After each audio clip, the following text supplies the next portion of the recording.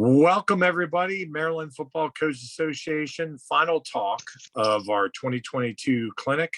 We are so blessed to have Phil Blackwell with us.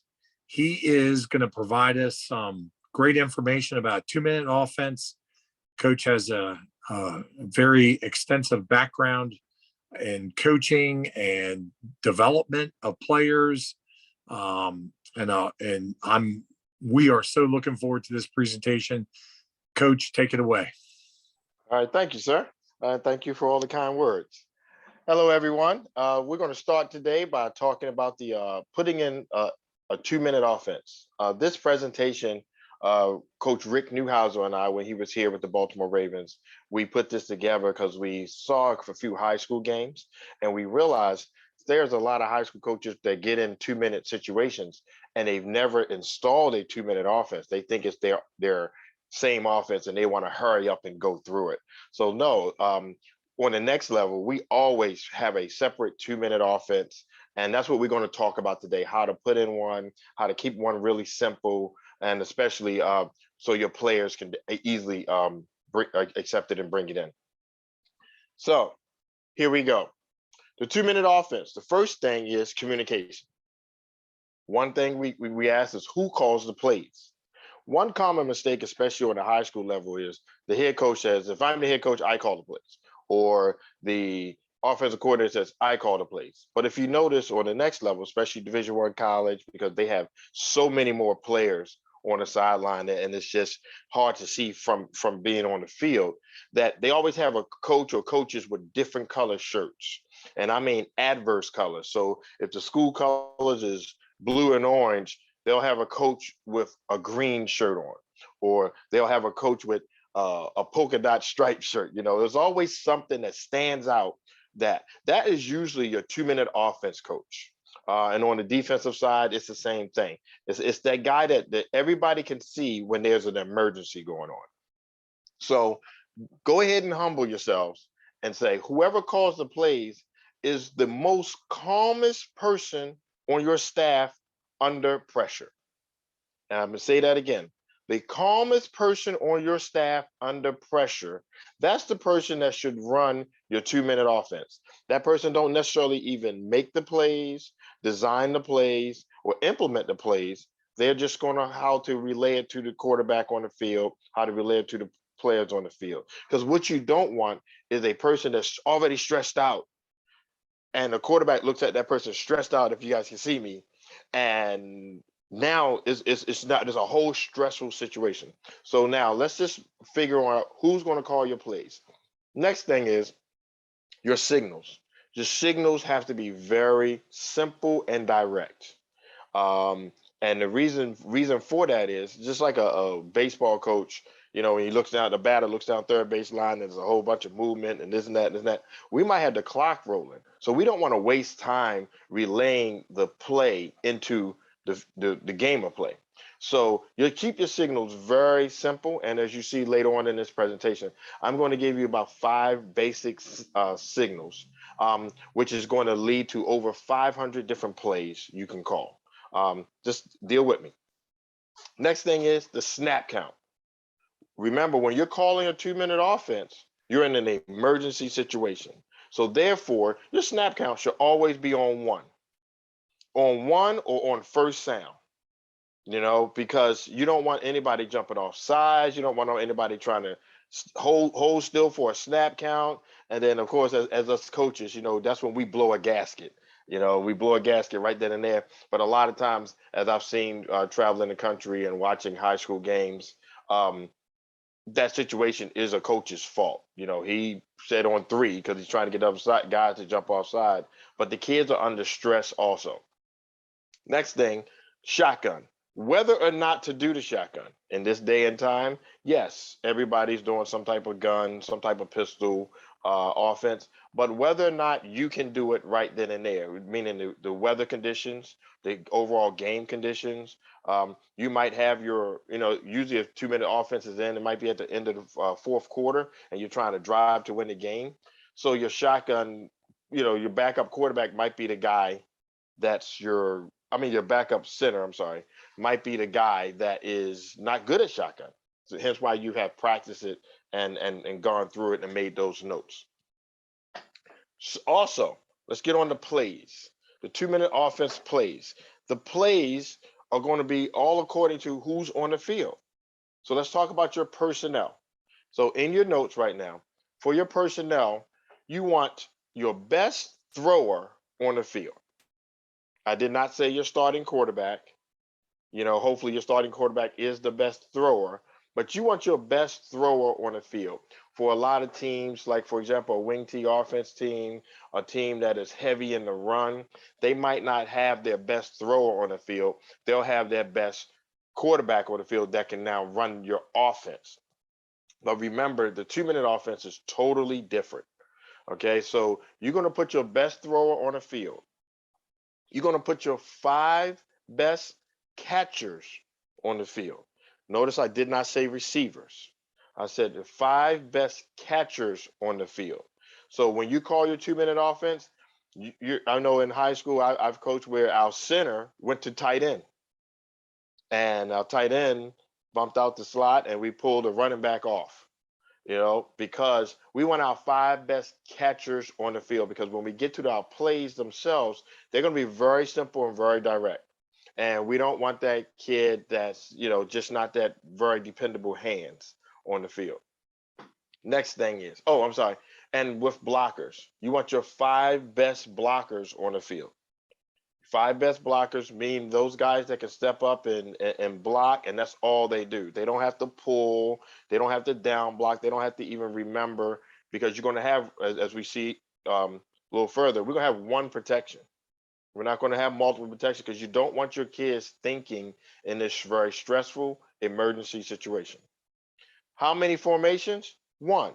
Pick a formation and we'll go with it. I'm going to give you a sample formation that we did here with the Ravens.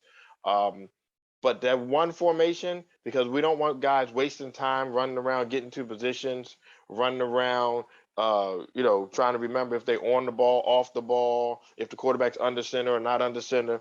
You pick one formation, and during your practice, that's all you're going to practice. You're going to practice just that one formation. I already said it a little earlier. How many protections? 1. 1 protection. You don't want anything but straight pass blocking, cup protection, which a lot of people have in, because when you do need to pass, you just want everything to be quick. You don't want your quarterback sitting back there thinking. Next thing is special situations. Let's go down these different special situations. You need to put in some type of sideline passes, catches that get you out of bounds to stop the clock. Out routes, the comeback, or some people call it a bench, deep outs, corner routes, crossing routes, things that cross. And then when you put crossing routes in, you put a stationary target on the field. For example, don't throw the ball until he crossed the other outside linebacker, so that he can catch it, scoot on, get as many yards he can get out of bounds. We can stop the clock. Swing pass out of the backfield. So we should get the ball to your running back out of the backfield with a swing pass. If he can get some yards, he'll get as much as he can get out of bounds, stop the clock. And these are things that you just going to practice over and over. Running game. When do you want to run? I know we with the Ravens, we just did a lot of just off tackle stuff. We didn't like sweeping, and the reason why we didn't like sweeping, because it just ran a lot of time off the clock. Because we're how running backs are. They stretch it, get out there, they try to make a move, they try to spin, and now we all are blowing gaskets saying get down or get out the way. So we completely took that out of the 2-minute offense. So we ran a lot of off tackles, we ran a lot of dives, leads, that type of stuff. Screens, put in some middle screens, tunnel screens, with the understanding that just like the running game, when that guy or the play ends, the clock will be rolling. Not too many screen plays happen on a complete pass where the kid actually gets out of bounds. So all screen plays, we want to quickly get it to the guy and get upfield. Reason why we didn't did outside screens is because the distance and time it took the ball to get there, and the defense knows you're in an emergency situation. So there's a lot of times they might be pressed, they might be in a cover 2 situation where that DB could break on it and break up the field. But when you do screens, do a lot of tunnel screens, do a lot of center screens, that type of stuff. Over here, I have changing the launching point. When they say change the launch point, that means be very realistic with your quarterback that's in the game. You might have him roll out. He might can't be a pocket guy. So in the world today, we're doing a lot of zone. So you might have to zone and have him run one way to throw a shorter pass because his arm isn't as strong. So therefore, you can do a lot of out of bounds routes with him sprinting or doing sprint out. Okay. Next one is the red zone. Teach and make your kids aware of what we're going to do in the red zone when we get there. What are our red zone plays? Kids should not be in your red zone thinking or hoping or wondering what you're going to call. They should say, oh, we're in the red zone. We're going to run one of these 4 plays.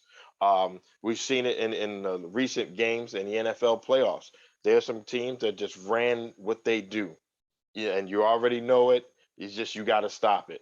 But you don't know an exact play. You know it's going to be one of 4 different plays.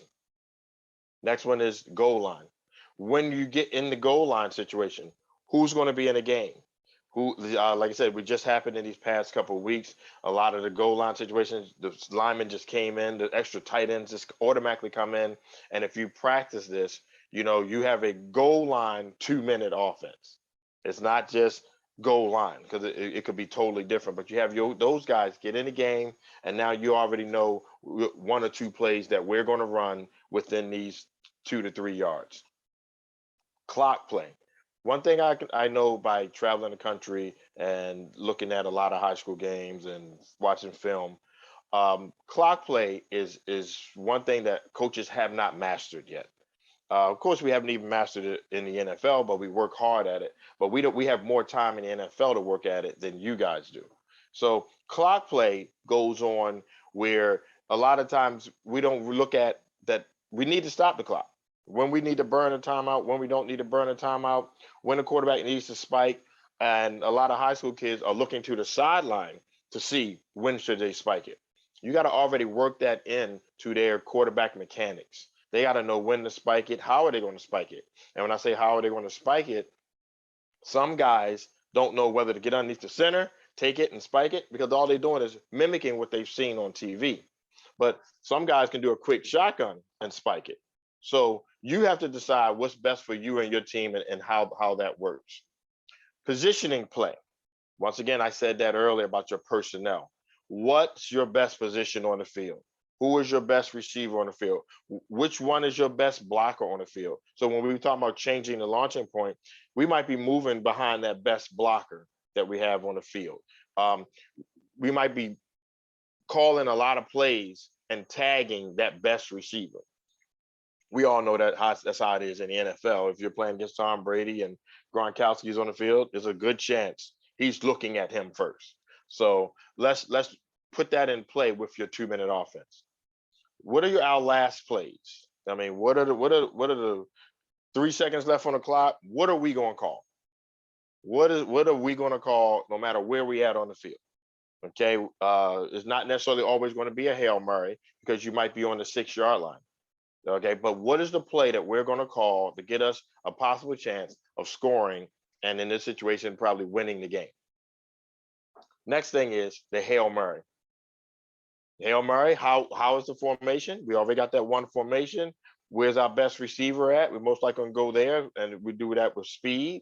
And when can we call a Hail Mary? When I say when can we call a Hail Mary, if your quarterback can only throw 15 yards and you're on the 40, you're not going to call a Hail Mary. You will go back to those last plays that we did. So you can do something like a 15-yard dig route, that type of stuff, fade down the sideline because he can't heave it to the end zone. All right, let's move on. Situations. When you're practicing this with your coaching staff, you should be practicing 2-minute offense on and off the field. As coaches in one of your meetings, because you have to first discover who is the most calmest person under pressure. You have to. I kind of wish we were in person because I would really throw out my dirty hat or the coach with the clean hat. You know, who is that calmest person under pressure? Who is that person that's really laid back in the game that's going to tell the quarterback, come on, calm down. Look at me. Look at me. Here's the signal. Okay. So now we're in a situation that we've called the 2-minute offense. What do we need? Do we need a touchdown? Do we need a field goal? Do we need 2 scores, 2 touchdowns, 2 scores? Do we know how to transition from clock offense to bleeding the clock? We hear it all the time on TV, but do we know how to do it? For example, they say a team will score too fast. Oh, they gave Peyton Manning too much time. They gave Tom Brady too much time. So therefore, do you know how to get a big play, get into the red zone and slow it down? Slow it down so that when you score, there's a little or no time left for the other team to score. Next thing is it the end of the half or the end of the game? Does it matter? Yes, it matters. Because if it's at the end of the half, we got another half a game, we can come back out and play. If it's at the end of the game, game's over. So we're walking away with a win or a loss. So all of that matters, especially when you're calling 2-minute offense. Some people have asked, so why would you call it the end of the half? We might have a team wheeling. And when I say reeling, he's we have a chance to just put them away and we catch them off guard or not enough men on the field on defense. And we can call that 2-minute offense and we can march down the field and score real quick, go in the half with some positive momentum and knowing that we might coming back out and we already getting the ball again. So those are the reasons why you might call your 2-minute offense at the end of the half. All right, so we're going to talk about managing the overall situation. Managing the overall situation. So I want everybody to take a time and think that when you find out you're in a 2-minute offense, it's usually a matter of seconds that you found out. It's an interception, it's a fumble recovery. We actually got the ball back. Everybody's, the stadium's rocking. Oh, yes, now they got to go down and score and they got to win. So which coach is going to be assigned to gather all the information we need? That's one thing coaching staff needs to practice. I said this again, practice off the field. So when this 2-minute offense happens and we're sending that group on the field, first thing, who is the 2-minute offense guy? I know when I was coaching high school here in Baltimore, we got a construction workers vest because we were low budget. We didn't have to easily buy the shirt that we wanted to wear. So we had a construction workers vest underneath the bench. So when we if we ever went to this emergency situation, we put it underneath the bench with the med kit. Once again, we talk about emergency situation. A kid could run, get it, another coach could get it, or I could get it, and I put it on. So now I stood out so that the quarterback could see me. While I was doing that quickly, another coach was gathering how many timeouts we had, how many timeouts the other team had, what's the time on the clock. Another coach was gathering the 2-minute offense personnel, getting them ready all on the field. And we're doing all of this simultaneously so that it looks like one smooth activity, one smooth machine. So I start assigning who gathers what information. You might have that. I usually use my defensive guy because he knows defense and I'm calling offense. So he's looking and yelling at me and yelling, but yelling down the sideline to tell me, hey, they're in cover 1. Hey, they're in cover 2. Linebackers shaded, to the A gap, strong side A, that type of stuff. So he's giving me information while I'm making a decision on what play to call. Next thing is uses of timeouts. I have a chart coming up here where I'm going to show you and help everybody make a copy of it or whatever. It's what you see on every NFL sideline. A lot of coaches, college coaches have it, but that big sheet of paper where everybody's talking and covering up their mouth. But in the upper corner, there is a timeout chart. And it's the exact same chart I'm going to give you guys here. When to burn your first timeout and according to the situation, whether you need a field goal or a touchdown. What's your formula for your drive? Once again, that goes back to burning the clock or transition clock. We have to look at where we at on the field at the beginning of the 2-minute situation. Let's say it's a difference in if we just got an interception and the guy tried to take a pick 6, but he got tackled on the 30. So we got to go from the 30 in. That's a whole different game plan. And if we're on the other side of the 20, because we got a kickoff and they kicked it out of bounds and they brought it out to the 20 or the 35. There's a whole different plan. So what is your formula? These formulas should be practiced. They should be a practice formula, a short field formula, a long field formula, a half field formula. That's all you need is just 3 different formulas. Your chunks and controls. That's when to slow down, when to pick up speed. Our call here with the Ravens was NASCAR. When we called NASCAR, we wanted no huddle. We wanted everything faster, everything fast. Everybody get back to the huddle. They didn't have to look at the sideline. Only the quarterback looked at the sideline. He gets the call. He makes a call, and we go from there. So when you get a big play, or like you say, if you're catching the defense reeling, I'll say this years ago when Seattle, with the famous Super Bowl against the Patriots, they were on the goal line, and they did NASCAR. They did NASCAR because there was a rookie DB on the field that Seattle noticed was trying to get off the field. And of course, by them being in end zone, he would have to go all the way up sideline, and so his sub had to come in. That's why they went no huddle. Of course, Russell Wilson made a call to pick on the weakest link on the field, which happened to be the rookie DB. And of course, as we know, that rookie DB made a great play. He got a pick, changed his whole career after that. But that's what you want to look at when you come about chunks and controls.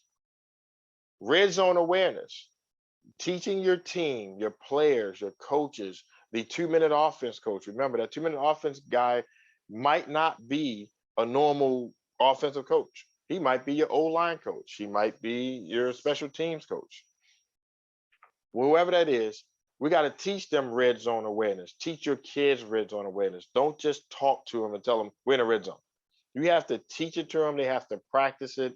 They have to know it. It has to become what's called second nature. Second nature is things you do without thinking about it. So in your red zone awareness, you want to know from the 20 going in, why do we have to get out of bounds? Why it's not as important to get out of bounds as it is back when we were on the 50. One reason is when we don't have to get out of bounds because everybody has a shorter distance to run to get back on the line of scrimmage. So looking at that, you're looking at the red zone offense being called, the red zone awareness. Everybody understands where they're at on the field. Nobody's, running out the back of the end zone. I've actually seen that, kid just running a route and doesn't know that he's running out the back of the end zone. So we'll talk about that. Next thing, clock play. That is real big. Like I said, going back to that, we talked about earlier, when to burn the clock.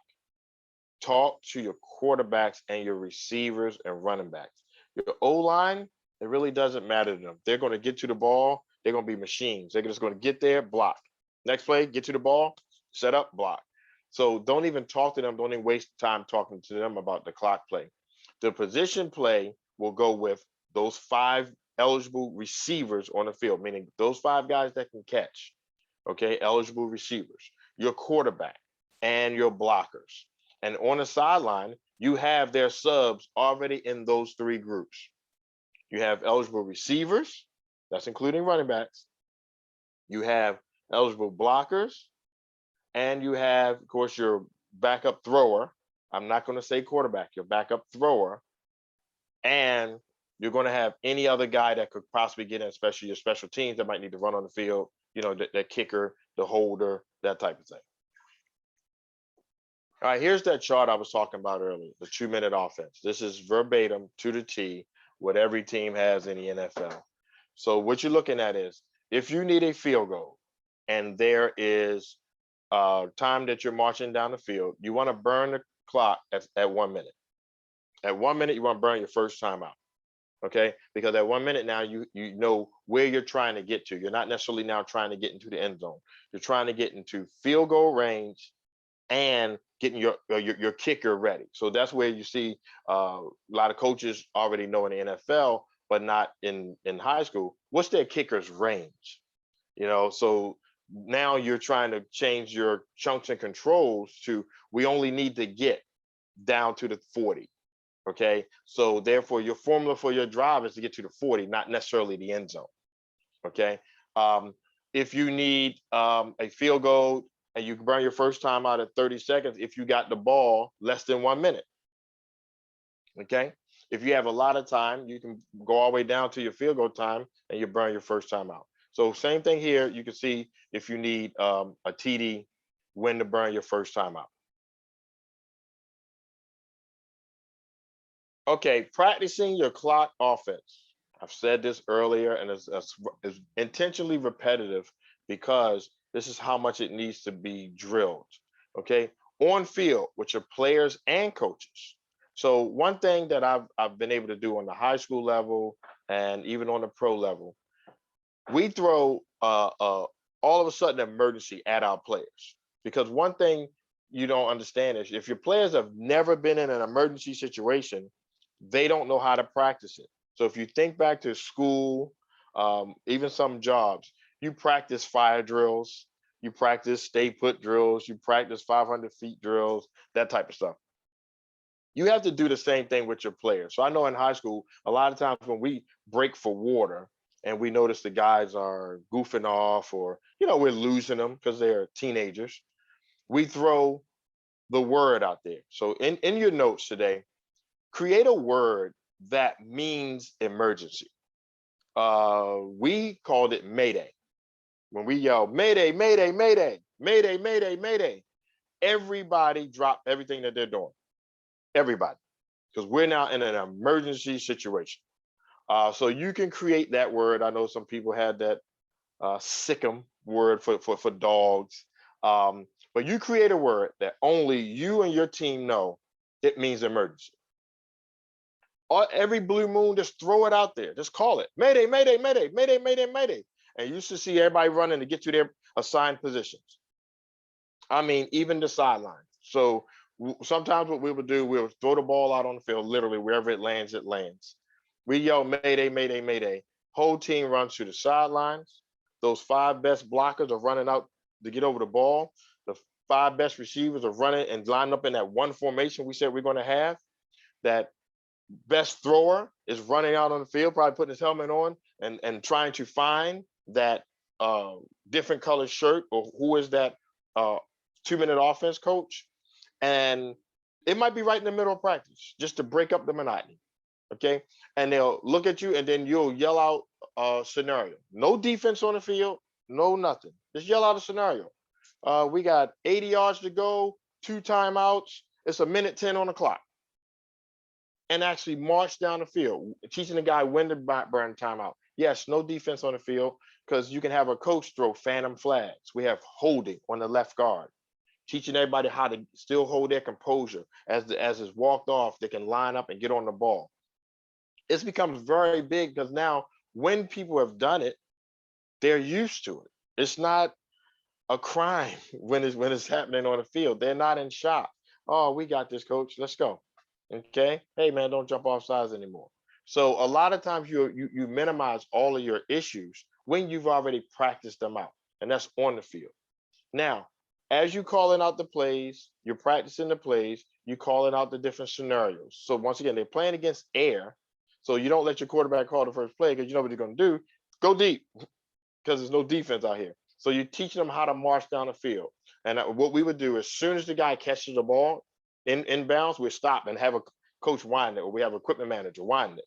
So therefore, everybody's learning how to run to the ball, learn how to, either spike it, or as he's running to the ball, he's getting a signal from the sideline of what the next play is. He's now communicating that next play with signals, and it's all nonverbal. Then we can keep on going. Then you'll tell them, hey, we got 10 seconds left, 1 timeout, and we still got 14 yards to go. What do we call it?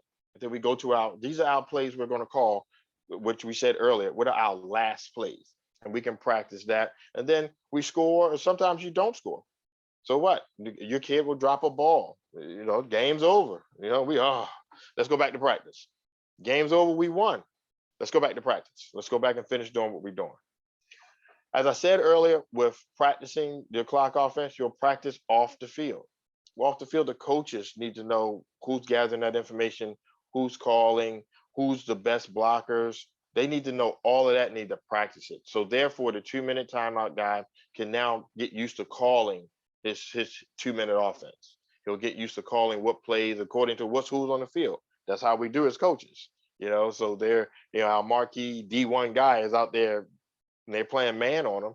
There's a good chance we're calling a route that he's going to win at, and we just got to get the ball to him. And then we'll be ready to burn out timeouts. So Managing the on-field situation. Here's what you start off by teaching your team. The quarterback is in full control. Full control. The quarterback is the boss.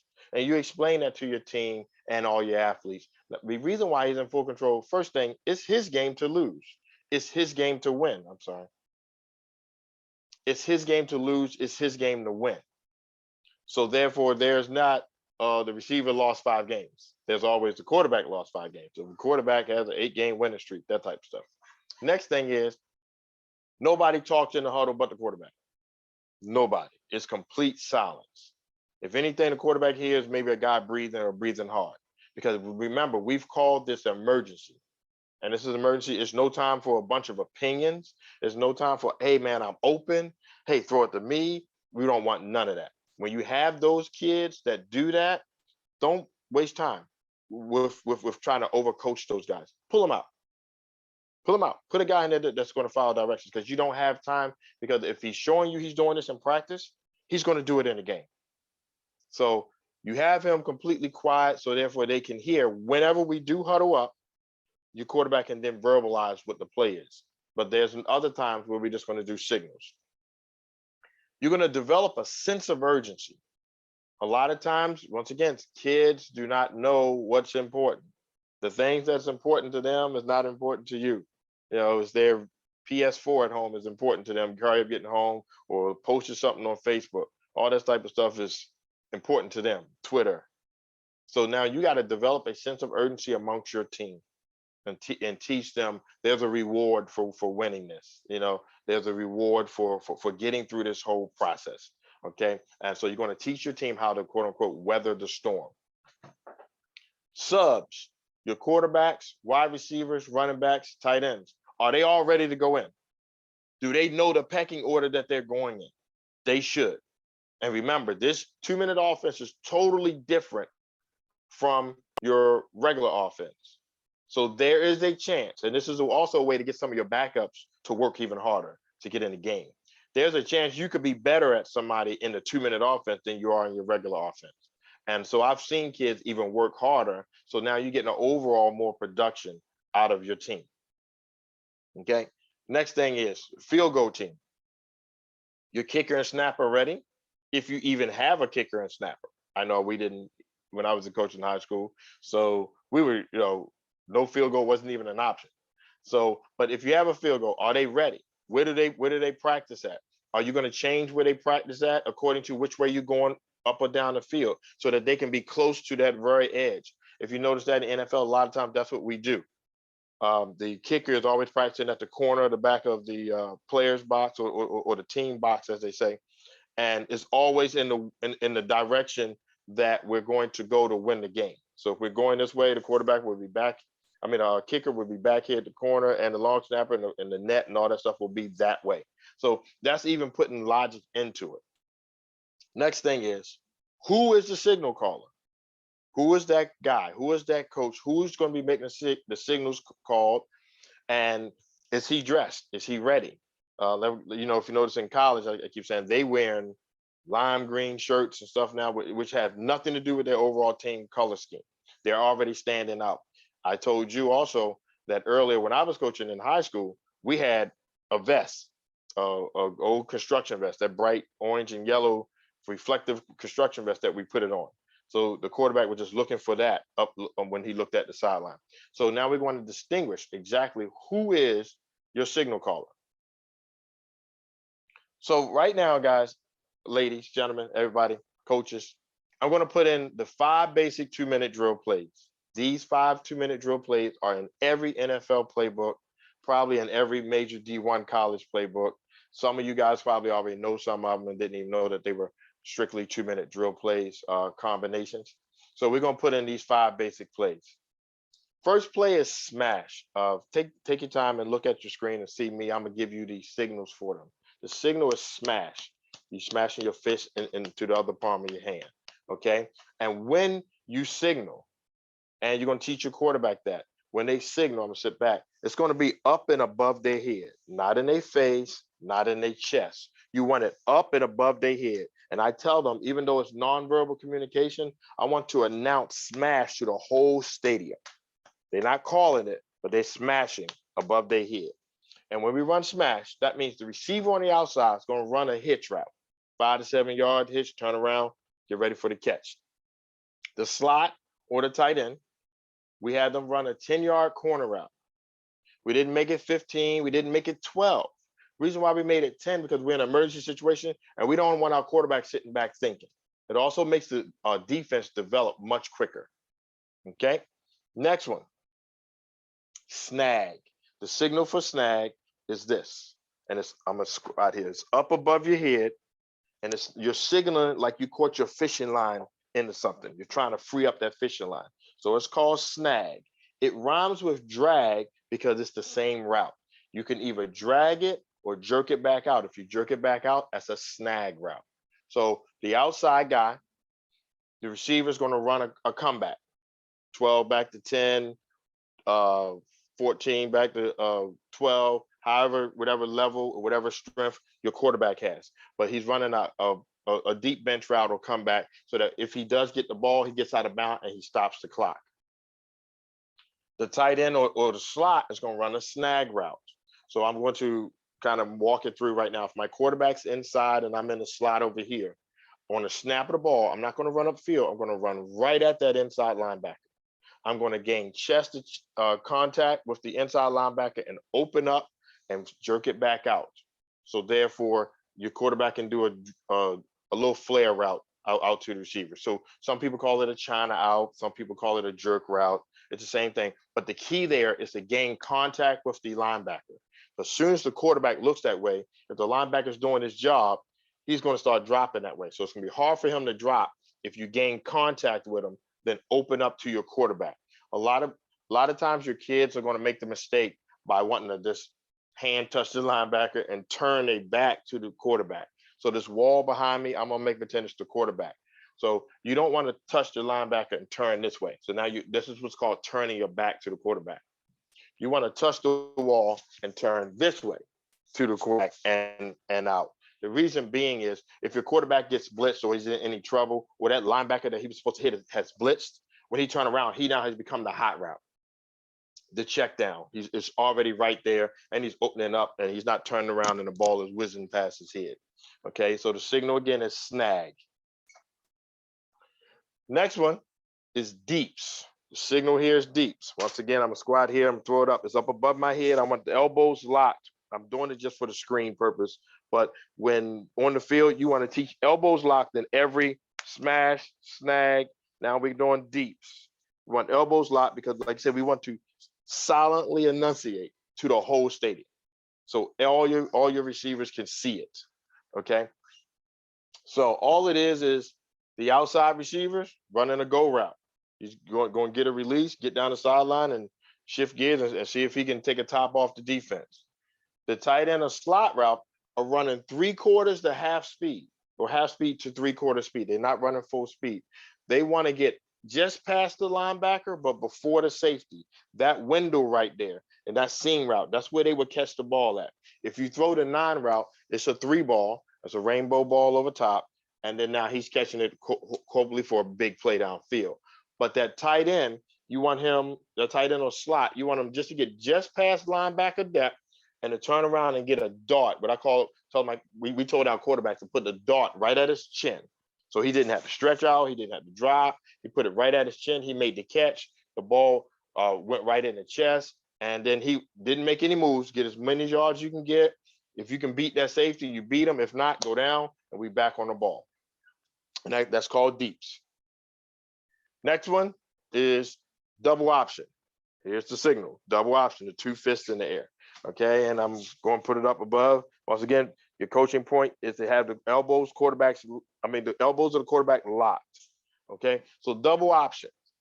A lot of times you have to determine the ability of your team. Don't just necessarily put it in. Even in the NFL, we look at things according to what we have that season. You know, just because NFL, we might have to bring some things down, we might have to add some things up. All right. So your outside receiver is going to run the option he has the option of running a post or a comeback or bench, however you want to call it. And that's all according to the safety. If you notice, the last 3 plays, the receivers weren't reading anything. They were just going to run their route. And I'll talk about later what the quarterbacks were looking at. But in this situation here, the receiver, because your team is a little bit better, they're going to eye the safety, right? If the safety is over top, they will break it down and run the comeback. If there's no safety, it was like a cover two and they can split them, they will run the post. Next one is the slots or the tight ends or tight ends. They're going to push up the field and they're going to eye the outside linebacker closest to them. If the outside linebacker closest to them crosses their face, they're going to turn in and sit. They're going to be a check down route. That's where they got the option route.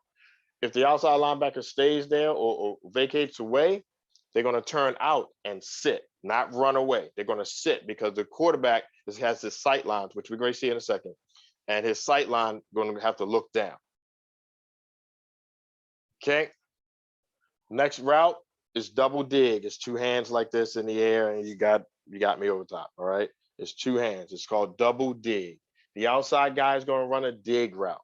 Okay. And you emphasize to your guys, I played receiver in the NFL, so let me break this part down. The dig route is called a dig because the D stands for deep, I stands for in, and G stands for go. It's a deep in and go. Okay. And the opposite of dig is a dog, a deep out and go. Okay. So 10 to 12 yard dig route, which crosses the field. The slot guy is just going to run a seam route. It's going to run a seam route. Now, this seam route, they're going to run full throttle. So therefore, in reality, you'll have both guys going upfield and they're both attacking that safety. And then down the dig comes in and the seam keeps going. So if you remember a few years ago when the Colts won the Super Bowl with Peyton Manning, Reggie Wayne, and Marvin Harrison, the first touchdown of the game was the double dig. Okay. Reggie Wayne was in the slot. Marvin Harrison was outside. Marvin Harrison ran the dig. The safety ran up because Reggie Wayne wasn't that superstar yet. He ran up to cover that dig, come across the middle. Peyton threw the rainbow over top to Reggie Wayne for a touchdown. Okay. So now let's look at them. Here we go. We're going to look at the smash route. So the signal is smash. The outside guy's going to run a hitch route. The inside guy's going to run a corner route. Now, when you see on your screen here, you see these red dotted lines. Those are the quarterback sight lines. So that's another thing you're teaching your quarterback, that they need to look in one area and they don't have to look and pan the field. They don't have to look around. So let's look to the left right now. Okay. So on the snap of the ball, the quarterback is going to eye the cornerbacks. That's it. When you call smash, he's just looking at the cornerbacks, right? So you snap the ball. If the cornerback bails, we're going to throw that wide receiver hitch. If the cornerback bails, throw the hitch, tell him get as much yards as he can get and get out of bounds. Let's look at the other side of the field. Same thing. If the cornerback stays home, we're going to throw that corner out. We're going to throw that corner out because we can throw a 3-ball, and the 3-ball is the quarterback saying, hey, you're the deepest thing on the field. All you have to do is catch it. You could bring it down and throw a 2-ball. A 2-ball is where they catch it over the shoulder, and when they catch it, a 2-ball is telling that eligible receiver that when he catches it, he has time to make a move. Okay. Or you can throw a 1-ball. You can go, when he come out of his break, you can throw that dart right in there, but that means he's going to catch it and get down. So adding to that, to your receiver and your quarterback coaching, the 1-ball, 2-ball, 3-ball, how it actually talks to the receiver. Okay. So now when you call smash, if you look at it, I call smash this way and I call smash that way. Okay. This right here shows that the quarterback can look left or right. And you coaches, you can tag it. You can say, hey, whichever one I signal in first, meaning going to the right, and then I do the left, and whichever one I signal first, that's the one I want you to focus on. So you can take it out of your quarterback's hands and tag it, which is what we already do anyway, but that's just a good way of doing it. I've done wristbands, whichever wristband I put up first, the quarterback had the wristbands on his arm. He had a white one and a red one, and I had a white one and a red one. So whichever one I signaled first, that's the one I wanted him to go through, whether it was the white or red. So see here, as you're teaching, we're stretching the defense wide. We have 4 routes attacking the out of bounds. Notice there's nothing in the middle of the field. So that's smash route. Next one, we're still stretching the defense wide. And if we're stretching the defense wide, that means we're attacking stuff going out of bounds. We're attacking out of bounds. So this one is snag, snag. The outside guy here, he runs a comeback. The inside guy is going to run the snag route. Which one in this situation would we throw? We would have threw the snag route because there's nothing in front of that tight end or slot. That little dink over top, he catches it, he turns upfield, and as you can see, looking at this here, if he turns upfield, he has a natural blocker. He has that cornerback right there, and he can possibly get some extra yards or a great pancake block, and now he's off to the races. I warn you, if your receiver pancakes the guy, you're going to hear about it for the rest of the season. That's what we do at receiver. Over here, we're going to run the snag route again. We're going to run it to the right side. As you go upfield, if that cornerback stays home, we're going to throw the comeback because it's a hole right behind them, and see how the slot guy will be running into that. So like if they're playing cover 2, we're throwing that hole right in that pocket, right in that window behind the cornerback and safety. So, but of course in snag, you're not going to throw to this tight end or slot because the heavy going to get popped or it gets picked off or whatever, okay? Next thing is now we're going to attack deep. We're going to stretch the defense long. When we say stretching them long, we're attacking the safeties. So anything that's long, the quarterback's sight is the safety. He's making a read according to what the safety do. Anything that's short, let me back up just a quick second. Anything that's short, that's the snag and the smash, the quarterback is only looking at the corner. Whatever the corner do, we do the exact opposite. Okay? So now looking at deeps, we all goes or however you want to call it. And in this situation here, the quarterback said deeps, but of course above his head. On the snap of the ball, he's only looking at the safety. If you call deeps, he's only looking at the safety. And in this situation here, that safety stayed right there in the middle of the field. We're going to throw it over top and see if our guy can win it. That's it. And of course, if he bad throw, it goes out of bounds. And we just hope and pray, of course, he don't throw a too short a throw. All right, on the other side of the field, same thing.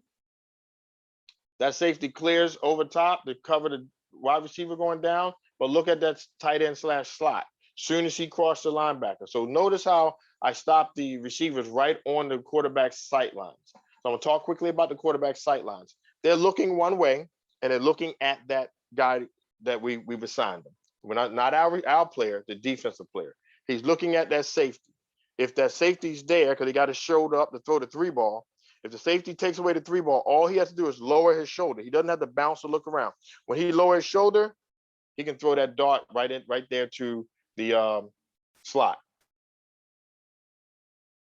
Okay, double option. Same thing. Outside guy is going to run a post according to the safety. Safety vacates, he runs the post, we throw it. So once again, now your receiver and your quarterback are looking at the same person. If the safety stays home, now he runs a comeback, and we can throw that. Or from the slot, if the linebacker crosses your face, you turn in and he sit.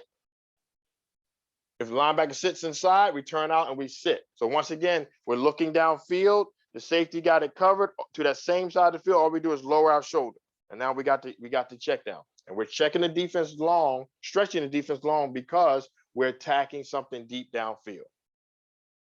Last one is double dig. Okay? We have the outside guys running a dig route and the inside slot guy running the go. So see how I drew up with, this is what happened with the Colts against the Chicago Bears. Chicago Bears safety came up, jumped Marvin Harrison. So we threw it to Reggie Wayne over the top, straight down the field, catch the rainbow. We got a touchdown. Now, once again, if that safety goes with this, the tight end, now we have the dig route going across the field.